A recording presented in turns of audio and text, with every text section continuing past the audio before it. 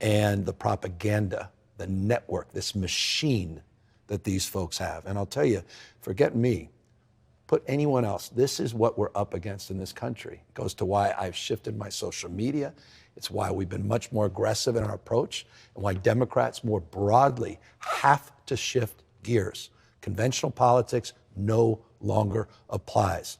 The right is ruthless. They're shape-shifting the conversation. They're defining the terms of debate. We're consistently on our heels. We have got to stay on our toes. We have to stay vigilant. And this is just a reminder of that. And in many ways, I was more prepared than I've been in the past. But it is a reminder still that we've got to raise the bar further. Yeah, I don't know that he got as many hugs as he needed. And I think a big part of who he is today is reflected in that. And I think, he's in many ways a broken man. And that's why I think he tried to break our country.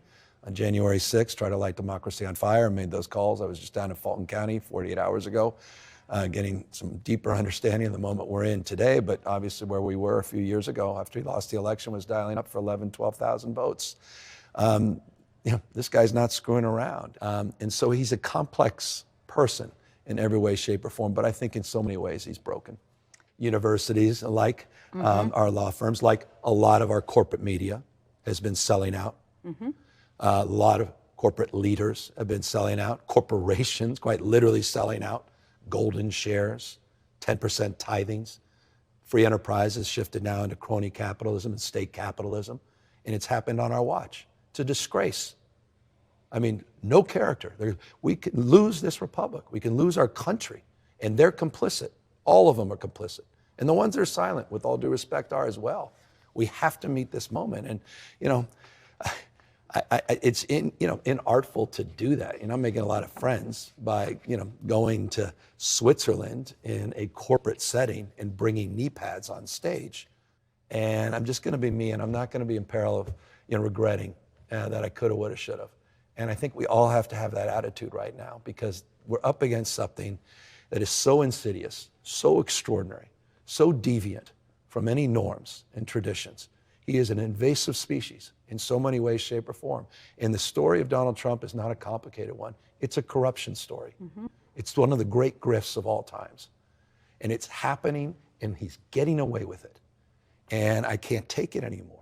As long as we remain vigilant, as he's trying to nationalize federal election, or at least in 15 states, as he's trying to take over the Fulton County elections, as he continues to vandalize free and fair elections in terms of trust and going after vote by mail, sending out those masked men all across this country and doing other suppression tactics. We need to be vigilant in that respect. But look, he's a reality, and we can't turn our back to that reality.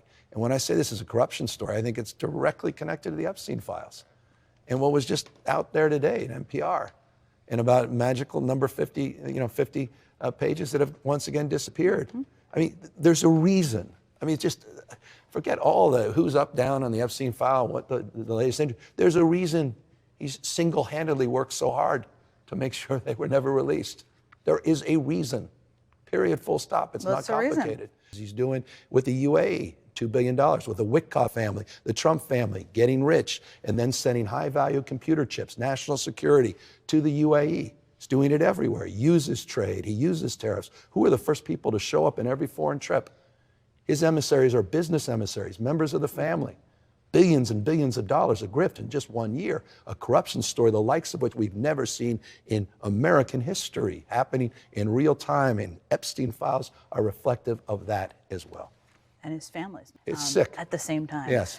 At your expense, at our expense, national security expense, relationships, trade, alliances, all of them being destroyed. Calling up the Qataris, $400 million plane, telling the folks at the IRS, $10 billion, I'll negotiate with myself. $230 million at the DOJ. It's happening, all of it, in real time and on our watch. So again, spare me the complicit. I mean, that's why there's knee pads on the Patriot site. That's so important that we not just say, oh, Trump's being Trump. Perhaps those are the most damning words in the English language right now. It's not Trump being Trump. You've got to call it out. None of this is normal. It's unconscionable. And that's why the folks at Fox are such a disgrace.